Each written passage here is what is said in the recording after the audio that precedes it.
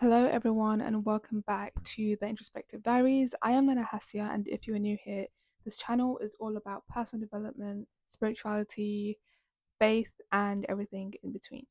So, this video is something that has been on my heart for the past couple of weeks, I would say, as I have been going through a lot of reflection and healing in this part of my life. And it's essentially about healing through the trauma um, after people have tried to make you feel inferior, people who have essentially tried to project their own insecurities onto me, and my journey through that with God.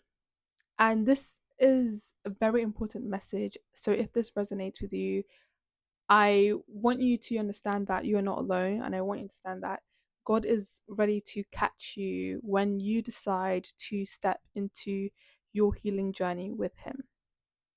So I'll start with my story. So growing up, I was someone who did not have a sound sense of self or a sound self concept. Okay. Concepts like self esteem and whatnot was concepts that were foreign to me, but affected me a lot. And I am a neurodivergent. So this means that I have a lot of needs, a lot of emotional needs that oftentimes people might not be aware of. So I have very loving parents and very understanding and compassionate parents, okay? However, I was not able to verbalize my own emotional needs, and I was only diagnosed as a neurodivergent, I believe, 2 years ago, okay? When I turned 20, I believe.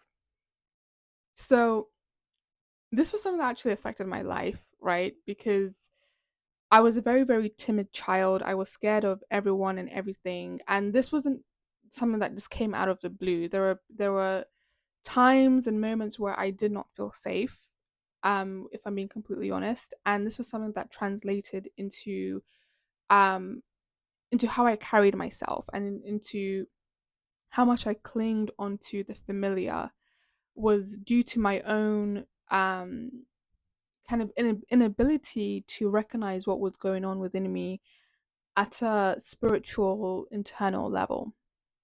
So as I got older, I had different encounters where people try to make me feel inferior or attack me based on my self esteem. And I've shared this in one of my videos, but I remember the time where when I was in primary school where a teacher had thrown a whiteboard at me and basically told me that my work was not good enough. Interestingly, I like really progressed in my academic life, and she was talking about my writing, and interestingly my writing is actually something that a lot of people enjoy reading. It's something that I've actually been blessed with and complimented on a lot as I've gotten older. But what I really want to talk about today is when you have people around you, like people that you see regularly, who try to attack you and um diminish your sense of self. Okay, so I remember I was in a specific friendship group when I was 14 or 15 years old, and there was one particular person in this group who always tried to make me feel little, always tried to make me feel inferior to her, and always tried to assert herself as the superior one. And at that time, I was not really good at connecting the dots, and it's very hard to also explain aspects of human behavior sometimes, right? Especially when it's very strange or when it's very, um, yeah, especially when you don't understand what's going on yourself, right? So, even though this was someone who complimented me a lot, she was someone who would always compliment me, but at the same time, she tried to make me feel inferior to her. And this sense of inferiority, because I did not have a foundation of kind of developing my own self-esteem, was something that stuck with me for years. Okay. And this was someone who would was already going through her own issues or had um her own things to work through, her own traumas to work through, but she projected that onto me, and she wanted me to so badly feel inferior. One of my favorite phrases is thieves don't break into empty houses. Someone who knows that you have something in you and has and has seen your light and has negative intentions will try to break that. Okay. One thing I always say is that one of my biggest issues that I've had is not knowing who I am, is not knowing the strength I carry, the power I carry, and the light that I carry. Okay. And I say this because this has been my experience since a very, very young age. Even when I didn't even know, like, I just didn't get why people would try to make me feel inferior. I didn't get why people would try to attack me or try to make me feel less than. Like, people I didn't know sometimes, like, out of the blue, completely out of the blue. And then, of course, there were people who I saw regularly, like friends, who then try to do that at a much more intense rate. If it was someone who has gone through this, you are maybe someone who has internalized this at a cellular level, okay, at a level that maybe affects your day-to-day living, at a level that maybe affects how you see yourself on a day-to-day basis, how you relate with other people, the things you choose to do, the things you choose to not do. It affects everything, right? And the reason why a sense of self and a self-esteem is so important is because it's the difference between taking the decisions that propel you into a beautiful life, into the plans that God has for you, versus taking the steps and actions that take you away from that.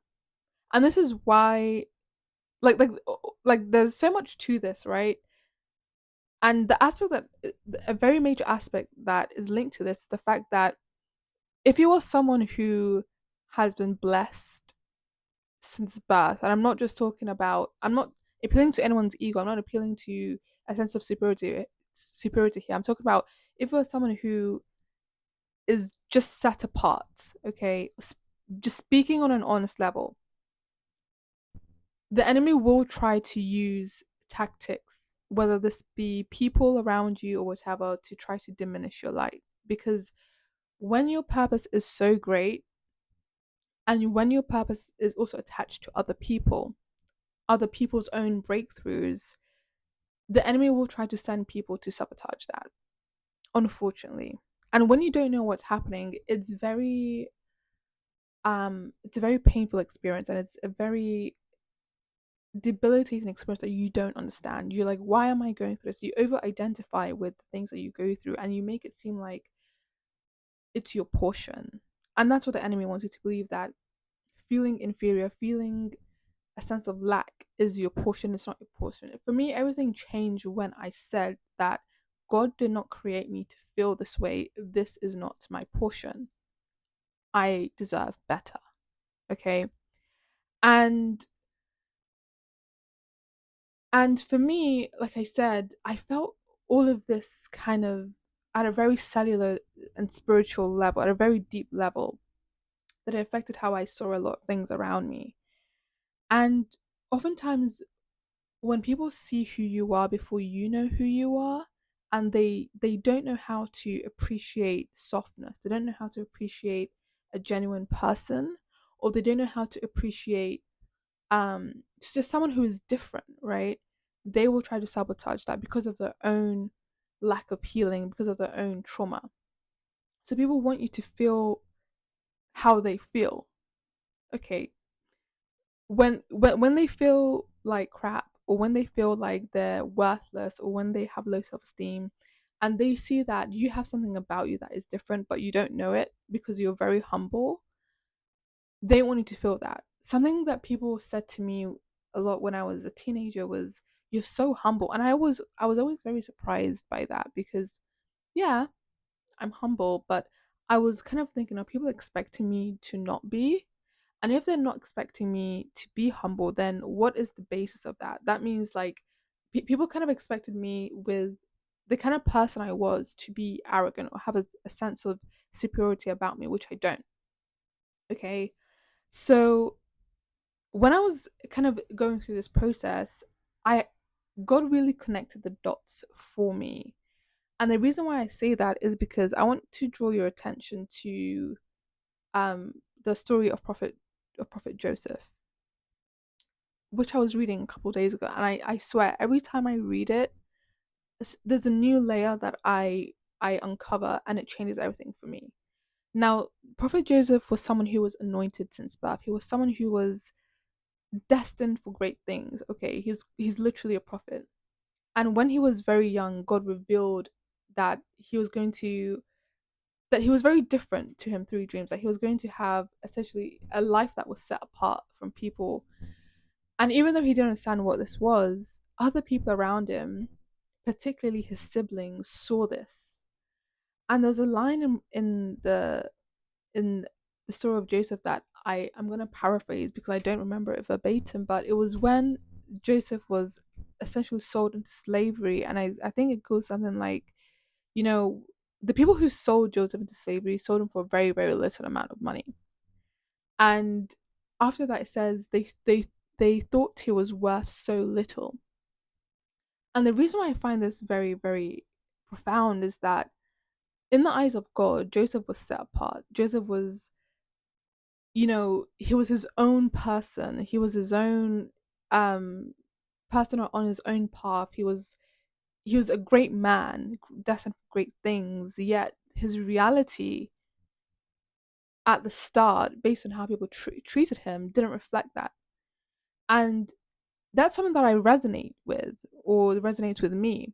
And if that's something that resonates with you, I want you to understand that what you're seeing now, or what you have experienced in this world, is not a reflection of how God sees you. Because I know that when you go through these challenging times, it's very, very easy to identify, or dare I say over identify with the struggles that you've been through. You see it as an attack on yourself. You see it as, why me? You see it as, why do I have to go through all of these things? What is it about me? And because you might have been through so many of these situations, not once, not twice, not three times, you begin to internalize what everyone else has been telling you. You begin to internalize the stories that have been projected onto you, the traumas that have been projected onto you. And I am here to say that that is not your portion. That is not what God created you for. God did not create you to feel that way. And just because you have felt that way doesn't mean you can't feel any other different way. Okay, it doesn't mean that that's how you're going to keep feeling for the rest of your life. Because think about it this way, like, imagine, and this goes for anyone, any human being, right?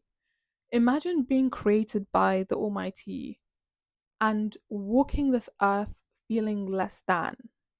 Imagine being created by the Almighty and walking this earth feeling like you're not worthy of certain things, feeling that there must be something wrong with you, feeling like an alien on this earth.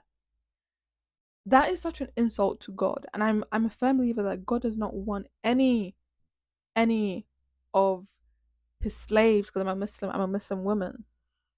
God does not want any of his slaves to feel that way. So because I'm a Muslim woman, we believe that we are all the slaves of God. And that is where your breakthrough lies, is understanding and internalizing that that is not your portion, but it's what people have projected onto you because they saw your light. Your biggest issue is probably that you did not know your greatness early enough. Okay, that you did not know the kind of person you are early enough, that you did not know the kind of greatness that you possess, that God has put inside of you early enough, which is why other people have been able to take advantage of you, of your kindness, of your emotions, of your own humility, right? And another story that parallels this is the story of Cinderella. And the reason why Cinderella's um stepmother and stepsisters treated her like a slave and degraded her, they made her wear rags, they essentially turned Cinderella into a slave, is because they knew how worthy she was. So they felt like in order to bring this worth down, in order to bring this light down, we have to treat her as such. But it doesn't work that way, because let me just tell you something. People who have attacked you, people who have tried to come against you repetitively, are people who don't actually know what they're trying to diminish. They just know they're trying to diminish something. Because that's the thing. When God has placed a light within you, or when God has set you apart, people don't always understand what it is about you that what like they all just think there's something strange, there's something off, there's something different, but they don't know what it is. So in their efforts to bring you down, they're not just they don't really know what they're after. They just know that they're after something. And that's the dangerous part, right? And I compare it to like a dog chasing after a shadow. They don't even know what it is that they're running after. They just know that they want to capture that thing.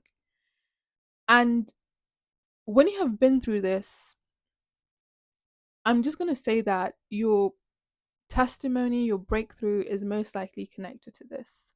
How you heal from this is connected to a different level of enjoying your life, of propelling yourself and upgrading your life to a different level.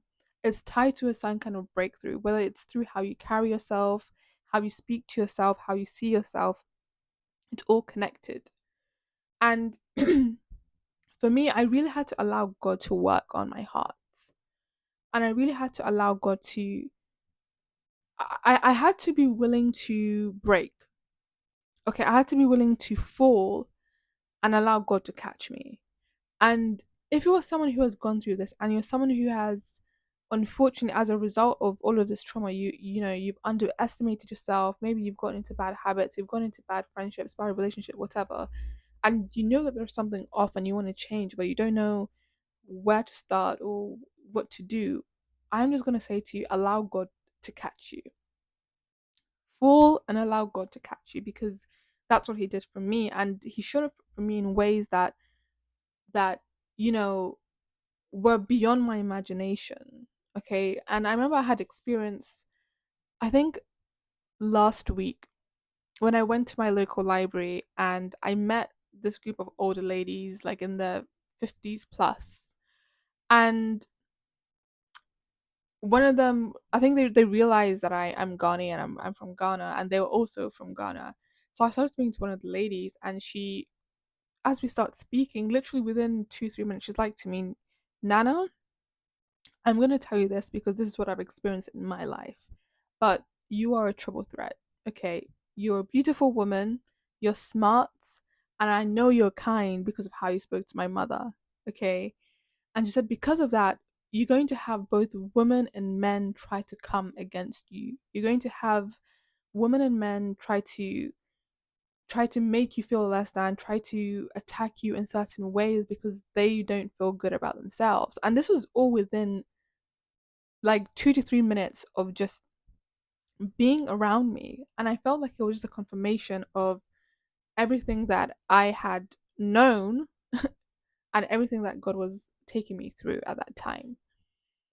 So I'm here to tell you to allow yourself to be worked on by God. Allow God to work on your heart.